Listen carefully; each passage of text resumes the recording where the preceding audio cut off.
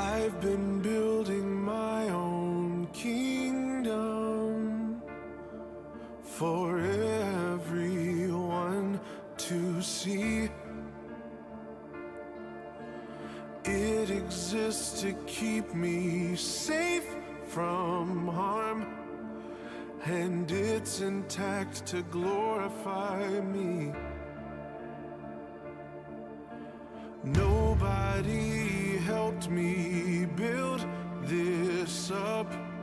It was me and me alone. I've appointed myself as the king, and I've given myself the throne. But it turns out I'm no ruler, and I have no control. So I have decided to destroy it all.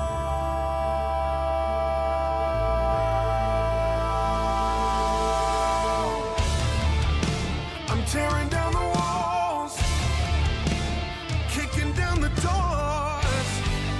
Everything inside this kingdom is yours. 'Cause what I've made is worthless, and it cannot stand. Come and breathe some life into my empty, cold, dead ends. Down with the fickle king, away with this fantasy. You are the one I need. Death to the kingdom of me. Death to the kingdom of me.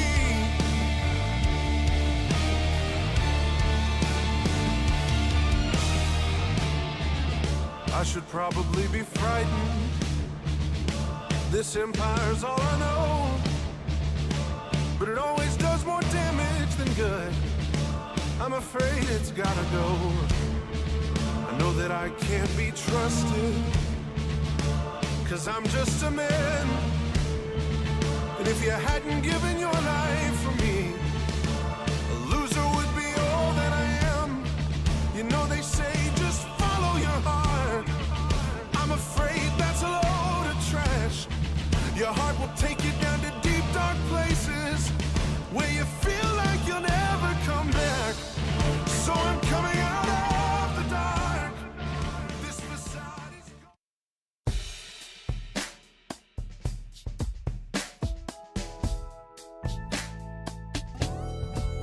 I woke up feeling like it was time to tighten up. Yeah, I woke up feeling like it might be a good day to get it done. That's right. Oh, the stadium is just like my second house.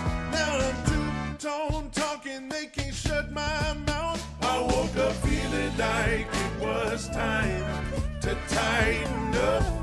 Yeah, yeah, yeah, yeah. I woke up feeling like it was time to tighten up.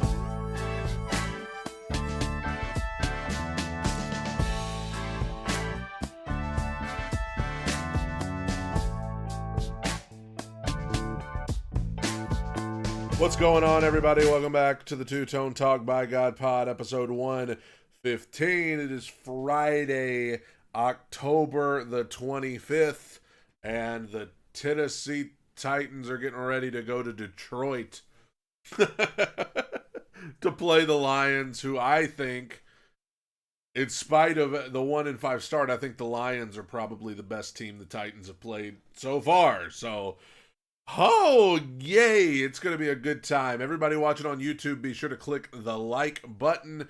Appreciate everybody listening on Spotify or YouTube, wherever you're listening or watching. So, a lot to talk about today in the way of the Tennessee Titans. Before we even get to the game coming up this Sunday, we got to talk about trades. Trades. We suspected that once the Titans started 1-4 and then 1-5, okay, how long until we start seeing some trades? How long until we start seeing the tank start driving right through Nashville, Tennessee? And this week was the week 2 trades from the Tennessee Titans. DeAndre Hopkins, now a member of the Kansas City Chiefs. Ernest Jones, now a member of the Seattle Seahawks. So let's talk about these trades first. With Hopkins, I think DeAndre Hopkins was always toward the top of the list of guys expected to be traded. His deal's going to be up at the end of the season anyway. He was going to be a free agent, and odds are he was not going to be coming back to Nashville. I know he loves Nashville. I know him and his family enjoy Nashville. I could even see them moving to Nashville once he retires. But I do not think if he had hit free agency that he would have come back to be a member of the Tennessee Titans at 32 years old. I don't think that's what would have happened. So odds are he was walking anyway at the end of the season. So it only made sense that the Titans needed to try to get something for him. And it ends up being a 5th round pick that can become a 4th round pick if the Chiefs make it to the Super Bowl and DeAndre Hopkins plays 60% of the snaps. So first of all, I am baffled to have seen so many Titans fans who are mad that we traded DeAndre Hopkins. I get that it sucks. Okay, let me say this. I get that it sucks to be in this position. I absolutely understand. Nobody wants to be the 1-5 team that's just having to trade anybody you can to look to the future. Nobody wants to be that team. Nobody wants to be in that position. We all hoped that the Titans would be better than they are. If you remember on this podcast, I never predicted the Titans to make it to the Super Bowl this year. I never predicted the Titans to win the AFC South this year. But I thought the ceiling for this team was maybe 9-8, maybe could be in contention for that 7th seed. I thought that was the ceiling if everything worked out, if Will Levis was good. And as things are, things have not worked out. And you're 1-5. This is not the position we wanted to be in. It's not the position we hoped to be in. But nevertheless, it's the position we're in. And when you're in this position, you got to start kicking guys off the boat to get more ammunition for the next go round.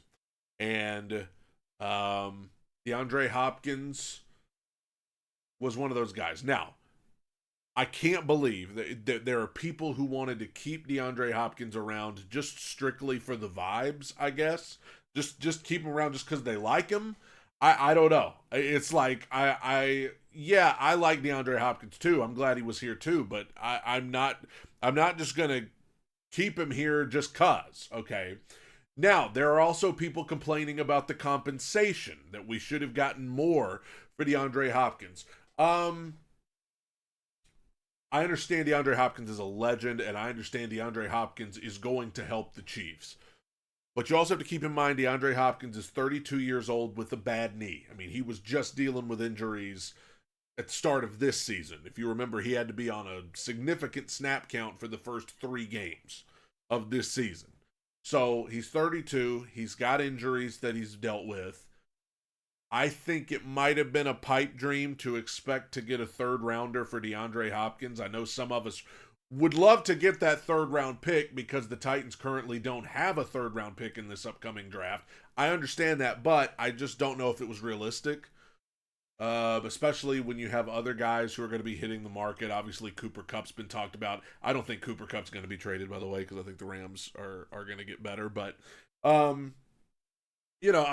don't think that a 3rd round or more was realistic for D-Hop. As great as he is and as great as he's been, he's 32, he's got injuries, and so I think, this was probably about what I expected, a 4th or 5th round pick. And I also want to say, for those of you who are just so mad at Ran Carthon for making this trade, that a lot of you were mad at Ran Carthon for trading Kevin Byard last season. A lot of you were mad at Ran Carthon for that because you thought we didn't get enough compensation for him. Well, I mean, I love the mayor of Murfreesboro, but he was so underwhelming at Philadelphia that they didn't even bring him back. Okay? And I mean, he's doing okay in Chicago now, but you know, I think there is a sentimental value. Guys like players like Kevin Byard and DeAndre Hopkins, people like those guys, and they hate to see him go. Of course, that's natural. Of course, we hate to see him go. But at the same time, you got to realize the situation we're in. There's nothing to be gained by keeping DeAndre Hopkins on this team, just like there was nothing to be gained by keeping Kevin Byard on last year's team. And, by the way, there was nothing to be gained by keeping Derrick Henry on last year's team. We should have traded Derrick Henry before the trade deadline last year. I know that last game was fun when he got to have one last big game for the Titans at the end and give his speech and all of that. Yeah, that was beautiful, but he was going to go to the Ravens anyway. We should have gotten something for that. We got nothing.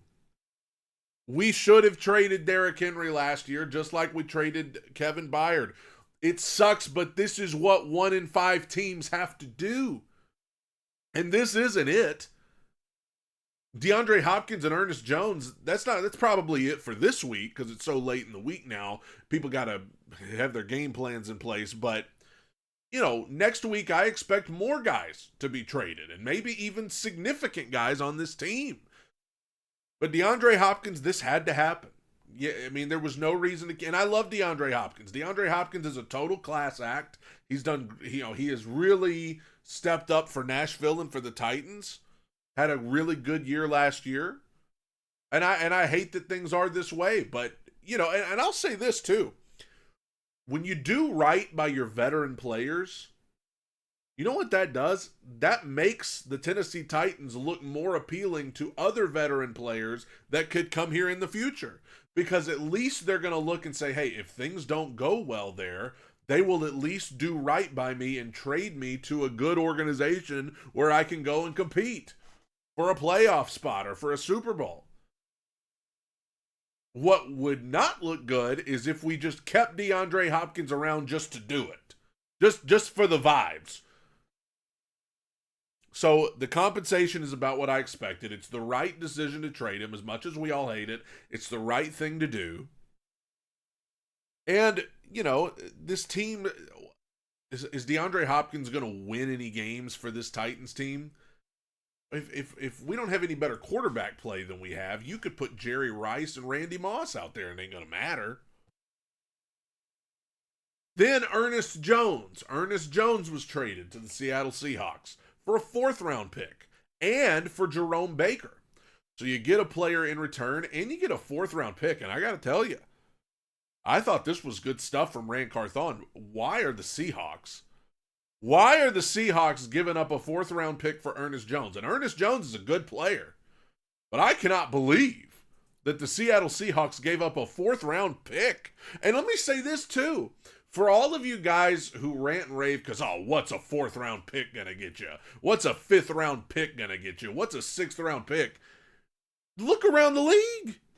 There are guys on every single team that were drafted in the 4th round, in the 5th round, in the 6th round. I mean, guys, why do people act like the draft just ends after the first 2 rounds? You don't think that 3rd-round guy is going to play? You don't think that 4th-round guy? Every single draft pick from the Titans 2024 draft made the roster. And I expect that those players that were drafted, forget Latham, forget Sweat. I'm talking about Cedric Gray in the 4th round from last year. He's going to have his chance. He's getting healthy, and he's going to have a chance, especially with Ernest Jones gone. Cedric Gray's going to have a chance. James Williams, who was drafted in the 7th round, he's going to have a chance to play some linebacker. Jaquan Jackson, a 6th rounder, who is probably the best punt returner that this team's had in God knows how long. And that's a low bar to clear because we've had some really bad ones. But Jaquan Jackson's going to have his chance to play some wide receiver now because Hopkins is gone. Ridley may not play Sunday, so Jaquan Jackson's going to have a chance to play wide receiver. That's a 6th-round pick. Jarvis Brownlee Jr., who I know struggled some against Buffalo, but you remember he's a rookie. He doesn't have a lot of playing experience. Jarvis Brownlee Jr. is probably going to be a starter on this defense next year. And that's a 5th-round pick. Everybody goes nuts about how great Kevin Byard was. What round was he drafted in? Because it wasn't an early one.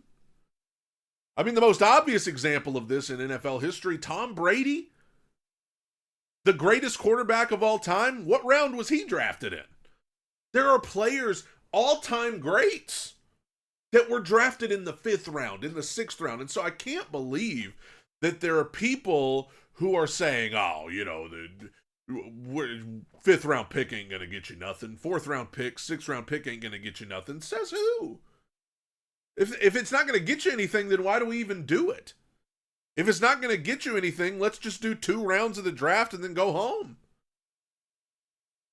So if you're going to fix what's wrong in Tennessee, if you are going to fix this roster, you need to have as many draft picks as possible. Not just to have the picks, but also if you need to trade up in those early rounds, you need to have some ammunition on the back end that you can use as trade bait to move up. You know what I'm saying? So, you know, if the Titans need to move up to get a quarterback or a right tackle or a wide receiver, maybe they can use some of these draft picks that they're stockpiling in the 4th and 5th round and say, hey, we'll give you this if you'll let us trade up. That's why it's important. Now, Ernest Jones, a lot of people wanted to keep him around. His deal's up at the end of the year. A lot of people wanted to keep him around. I get that. Ernest Jones is a good player, but I will also say this. Ernest Jones is going to be a free agent at the end of the year anyway. If you really want him back, the Titans could still get him back if they wanted to. But also, I'm not down to pay big money for an inside linebacker. I'm hoping that Cedric Gray plays well. Maybe Jerome Baker plays well enough that you just extend him and bring him back. I'm hoping that, you know, we're able to maybe draft somebody to come in and add some depth. I'm hoping that maybe some guys like Jack Gibbons and Otis Reese can step up and play well too. I think that a 4th round pick and a player for Ernest Jones, I think that was a good trade, especially when you consider what we gave up to get Ernest Jones, which was what, a 6th rounder? So you turned a 6th rounder into a player, a 4th rounder. I mean, that sounds good. Sounds good to me. So, yeah, I know we hate being in this position. I know we hate watching good players leave, but we're 1-5 and we're about to be 1-6. Spoiler alert. We're about to be 1-6 on Sunday. This is what you have to do. What you have to do.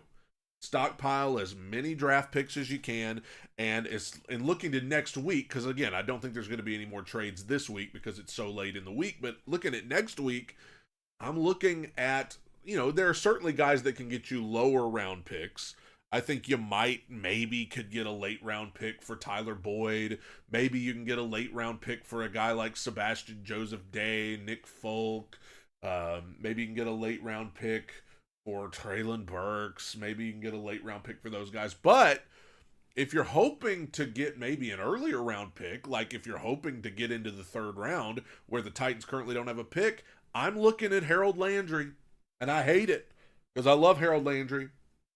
He's a good player. And I'm a little bit skeptical about getting rid of him because I don't believe that Arden Key, who you could also trade Arden Key at some point, but I don't think either way, I don't think Arden Key is going to be on this team next year. Neither does my dog, if you can hear. I don't think Arden Key is going to be on this team next year.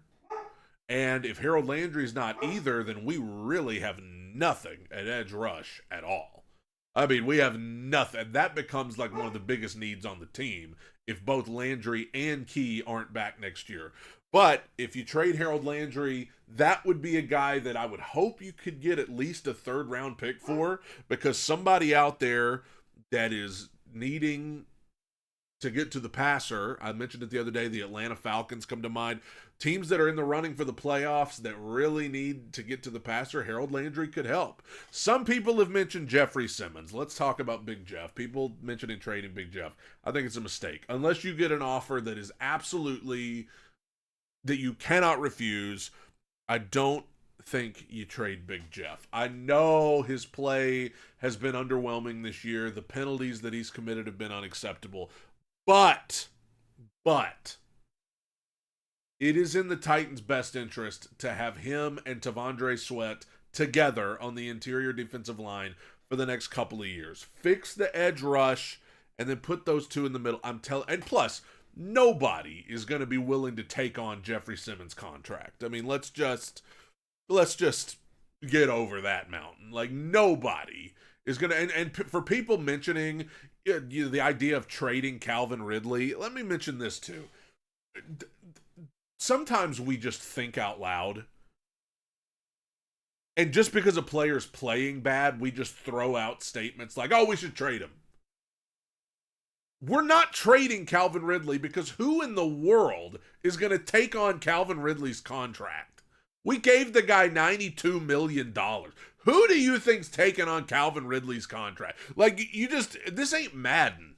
This is not Madden where you can just trade anybody. No, nobody is going to take on Calvin Ridley's contract. I don't think anybody's going to take on Jeffrey Simmons' contract. Those guys are here. They're here.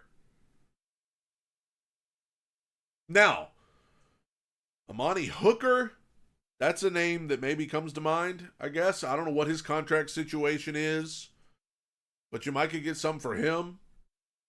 Offensively, I mean, I don't really see much of anybody else that I haven't. I mean, some people have mentioned Chig Okonkwo. I don't know, man. I kind of want to keep Chig because as it currently stands, offensively, you're going into the offseason and you're going to need a quarterback. You're going to need a right tackle. Okay, that's two great needs on the offense. And you're going to need a wide receiver too because obviously D-Hop's not going to be back on this team. Tyler Boyd is probably not going to be back. Treylon Burks is not going to be back. So the only guaranteed guy, I mean, even Nick Westbrook-Akine is on a one-year deal. So the only guaranteed guys to be back on this team at wide receiver next year are Calvin Ridley and Jaquan Jackson. So obviously you need to reload at wide receiver, and you need to get younger at wide receiver. So you've got three major needs that I see on the offense going into this season, and that is quarterback, right tackle, wide receiver. I don't want to add tight end to that list. I would rather, unless you just get an offer you can't refuse, I'd rather just keep Chig Okonkwo and come back with him and Josh Wiley next year and have the tight end situation locked down. Let's go figure out quarterback. Let's go figure out right tackle. Let's go figure out wide receiver. And then hopefully you can re-sign Dylan Radins, bring him back, and the only thing you have to fix on the offensive line is right tackle. Your running back situation is set for next year. I don't think anybody's going to trade for Tony Pollard. I mean, if you get an offer you can't refuse, go ahead, but I don't think anybody's going to trade for Tony Pollard because of the contract situation there. So, you know, there are definitely guys that are going to be open to be traded, and we'll see next week. But in the middle of all of this, the Tennessee Titans have a football game, and that's what sucks. We're talking about the draft, we're talking about trades, we're talking about tanking, and I get that it's necessary, I get that we have to, but man, it sucks because they've only played 6 games.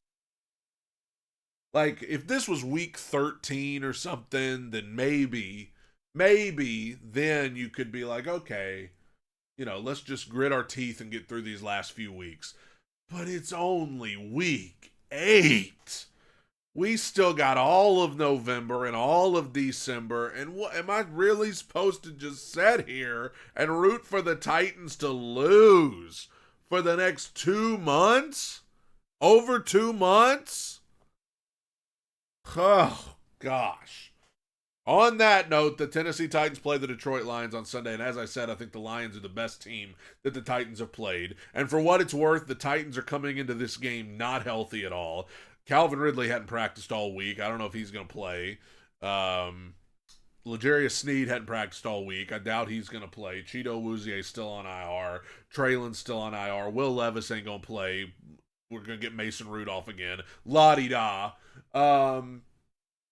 Offensive line, I don't know who the heck's starting right tackle. Probably NPF again, God help us. Jalen Duncan's headed to IR. Whoop-de-doo. I don't want to make light of injuries, but, we don't have a starting right tackle on the roster, just like we don't have a starting quarterback on the roster. And so, I don't know. What I want to see now that D-Hop's gone, I want to see Bryce Oliver, who was a preseason standout. I want to see him get some work at wide receiver. I want to see any young guys that there are questions about. That's why I think they started Jalen Duncan at right tackle last week, just because he's young and, there's more room to grow for him. So I think they just wanted to put him in there to see if he could get better. But ultimately, I want to see Bryce Oliver and company, guys like that, get some playing time.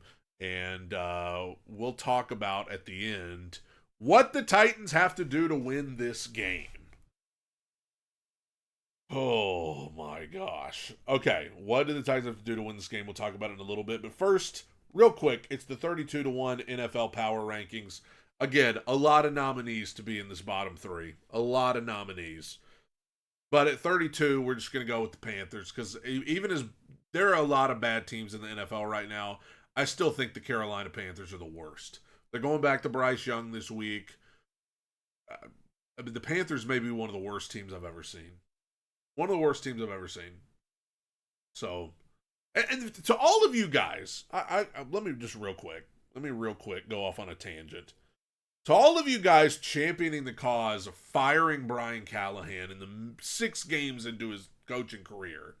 First of all, do you know how bad of a look that would be for this organization to any future head coach?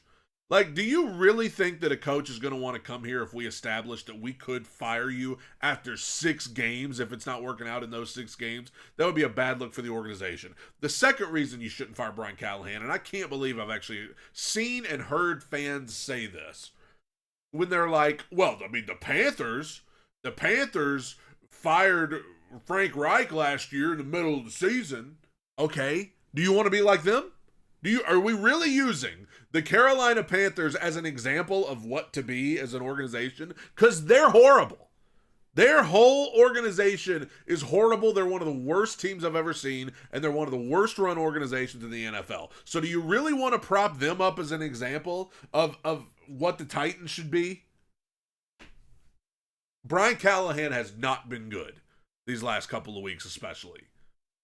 The Titans should not fire Brian Callahan right now because I still believe, yes, a lot of boneheaded decisions along the way. He's only coached in 6 games, but I still think the biggest problem facing this team is lack of good quarterback play. Anyway, back to 32-1. Panthers are number 32. They're horrible. Number 31, I just went with the New England Patriots. Drake May has shown some promise. Outside of him, the Patriots are just horrible. And it's next week, it's the Titans versus the Patriots. So that's going to be an important game in terms of draft position. Because that's 2 of the worst right there. Patriots are bad. And rounding out the bottom 3, you know what? I went with the Raiders. The Raiders are horrible. They are just awful. You want to talk about a team that doesn't have a starting quarterback on the roster? That's the Raiders. Then we get into the 20s. Number 29, it's the good guys. It's the Titans at 29. Everything I've said about them, I can say. No starting quarterback, no starting right tackle on the roster. Trading guys already. Defense is good, but probably a little overrated. It's not a good team. Number 28, the Giants. Giants look like they might have been turning a corner there for a little bit, but never mind. They look absolutely horrible.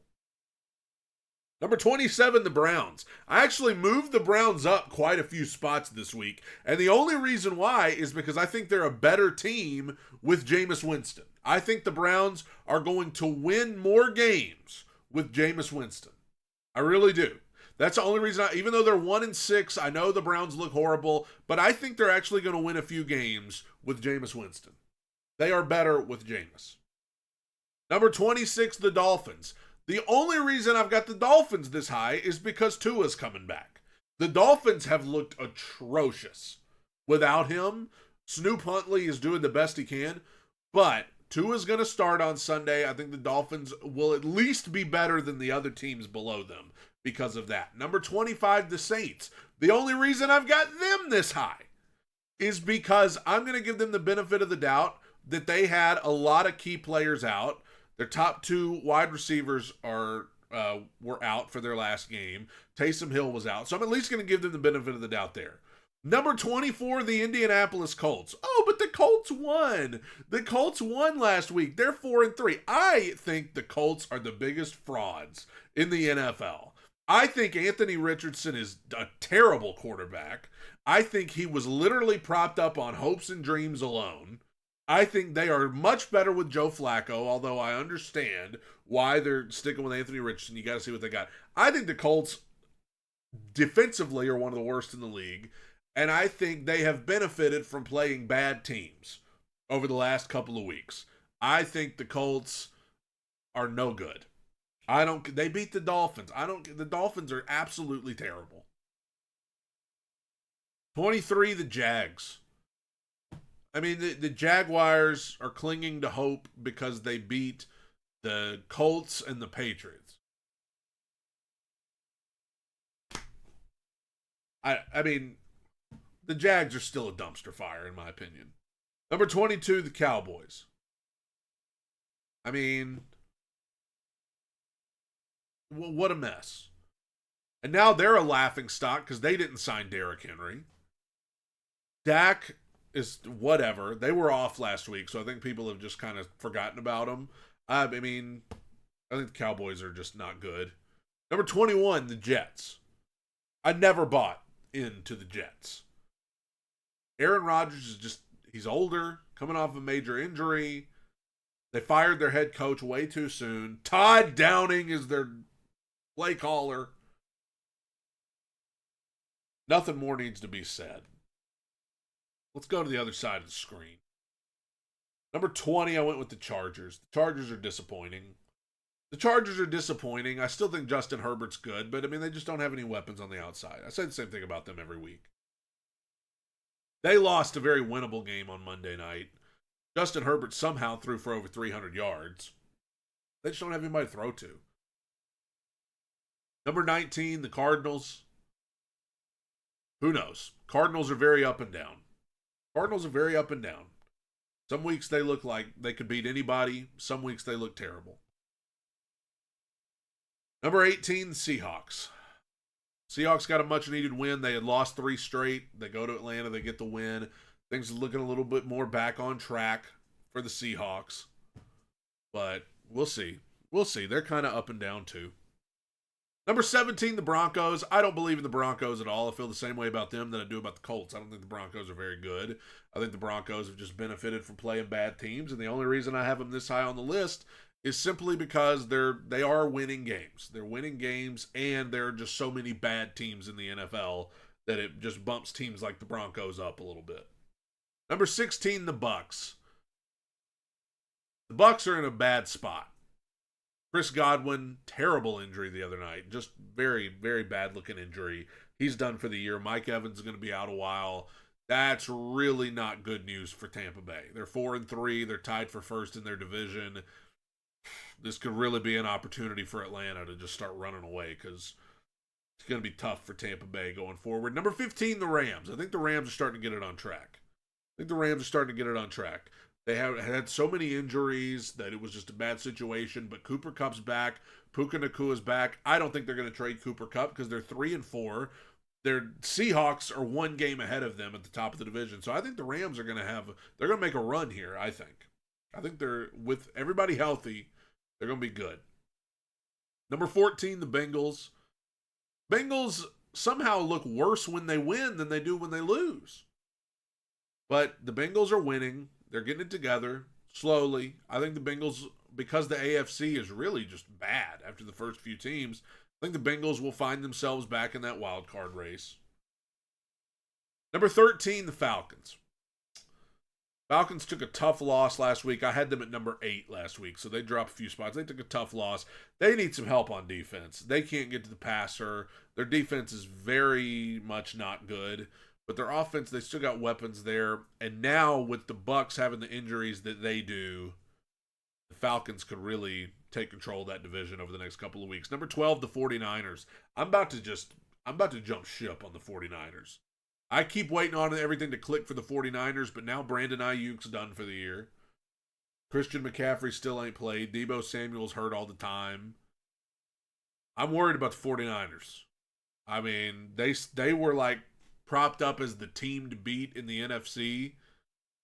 What are they, 3-4 now? I mean, they just got their butts kicked by the Chiefs.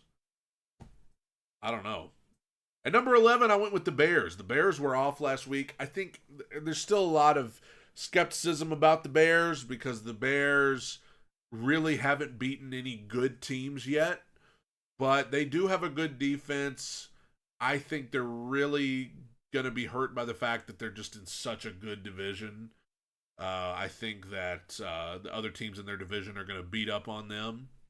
And when they start playing tougher competition, things are going to get harder. But for right now, I'll stick the Bears at 11. Now we get into the top 10. At number 10, I'm still sticking with the Vikings at 10. But now we're seeing what I expected with the Vikings. They are coming back down to earth. They were 5-0 and everybody was excited, and now they've lost 2 games within like 4 days. And all of a sudden, it's I'm not saying hope is coming. They're 5-2, but with the Lions in that division, with the Packers in that division, I think by the time it's done, the Vikings will be fighting for the 6 or 7 seed down there. Vikings they've got weapons, they've got a good defense, but I don't think they are as great of a team as they looked in the first month. It was like they peaked too soon. At number 9, how about the Eagles?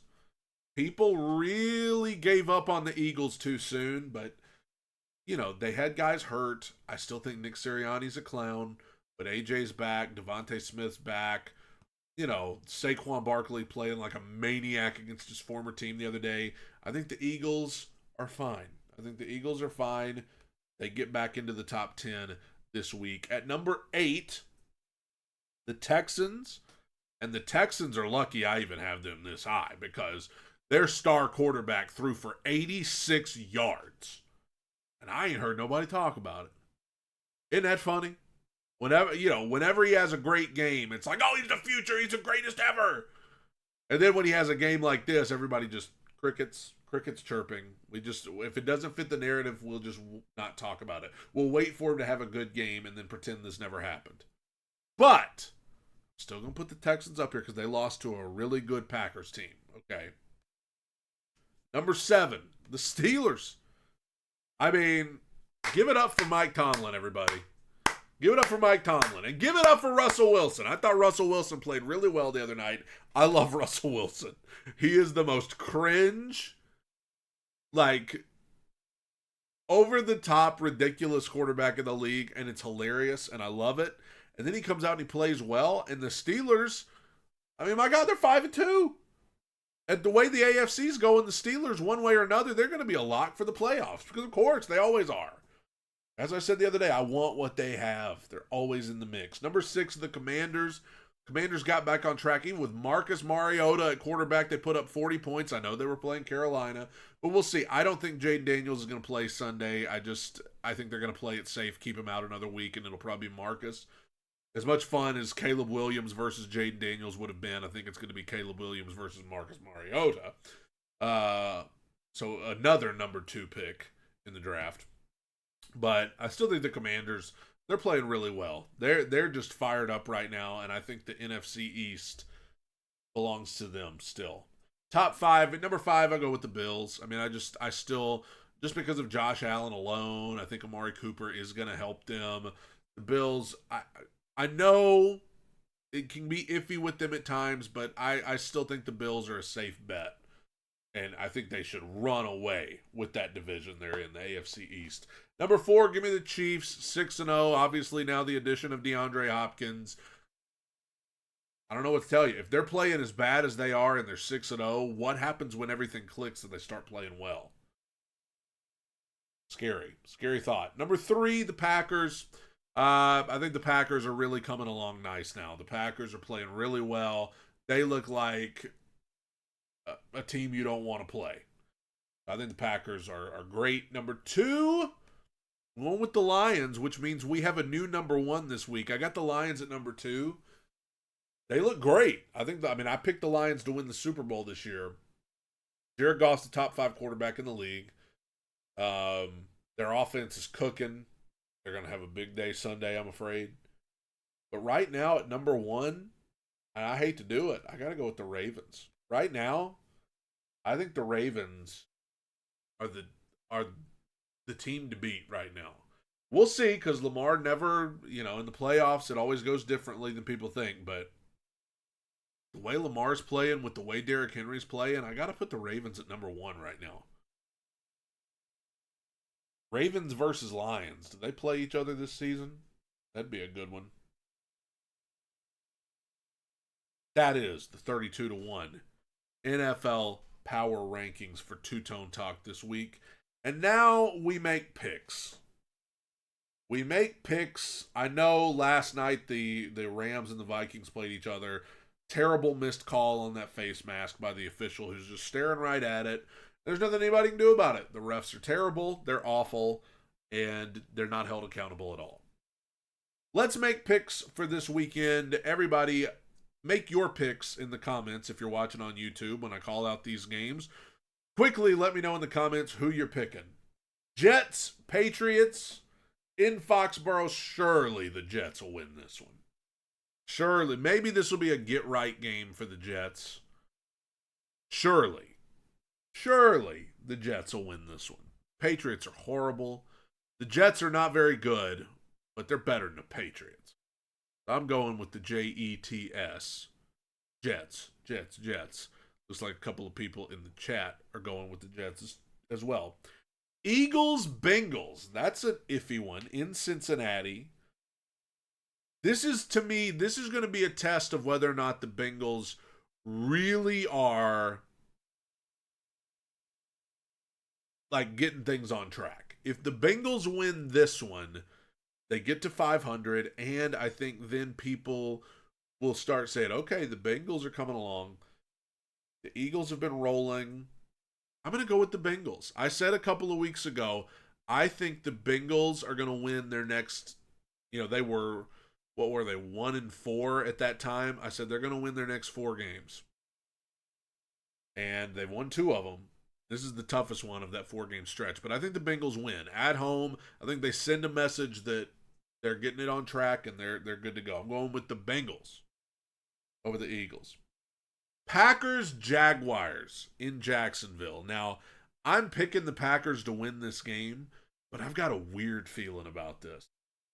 Sometimes the Jaguars just win random games against good teams that you don't expect. And I just have a weird feeling about this. I'm going with the Packers, but I've just got a weird feeling about this game. But I'm going with Green Bay. Falcons, Bucks. Big game in the NFC South. Both of them 4-3. I got to go with the Falcons. I think the injuries in Tampa Bay are just too much to overcome. Chris Godwin and Mike Evans both out. Really nobody to replace them. This is going to be a tough go for Tampa Bay. It's in Tampa Bay, but I'm going with Atlanta. Atlanta just beat Tampa Bay a couple of weeks ago on Thursday Night Football. I think Atlanta will get them again. Cardinals, Dolphins. This is an interesting one because Tua is going to be back in the lineup. In Miami, I'm going with the Dolphins. I think there's going to be a great atmosphere there that there hasn't been in a long time. It's just kind of felt like the Dolphins have just been mourning. They've just been mourning since Tua went out. Now he's going to be back. I think you're going to see Tyreek Hill finally get back involved. I think the Dolphins win this game. I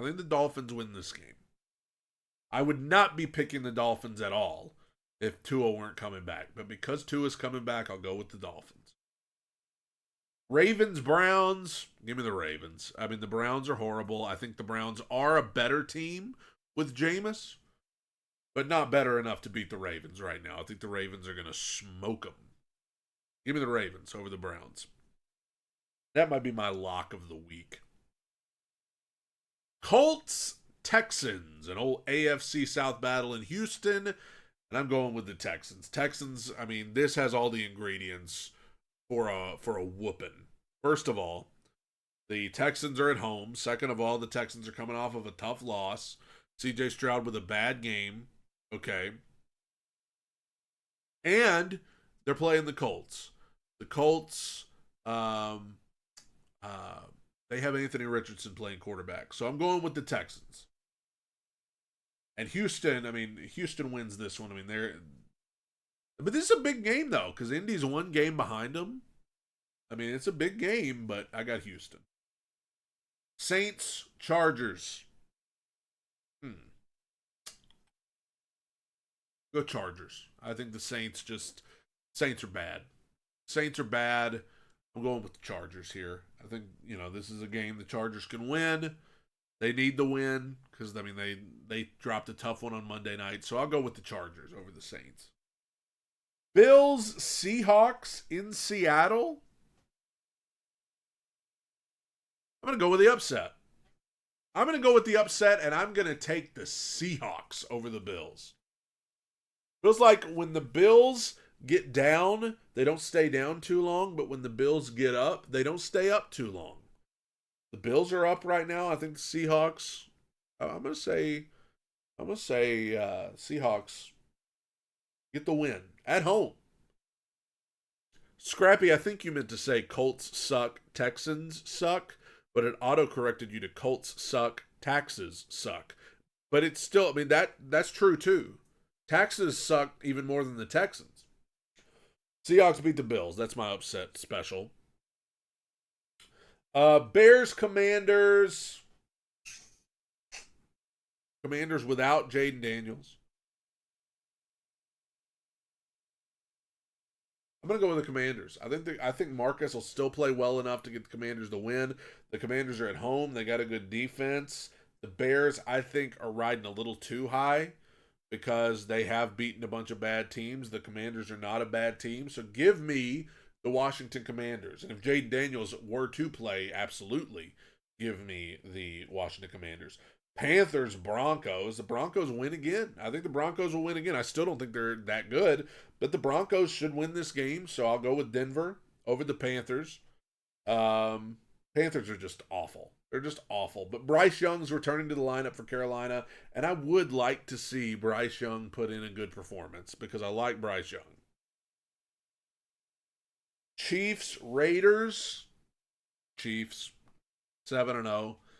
Raiders are awful, and the Chiefs are 6-0. They got a new receiver. I think, they'll find a way to get D-Hop involved. I'm going to say D-Hop will have a touchdown in this game, and I think the Chiefs win. Chiefs win. Sunday Night Football, Cowboys 49ers.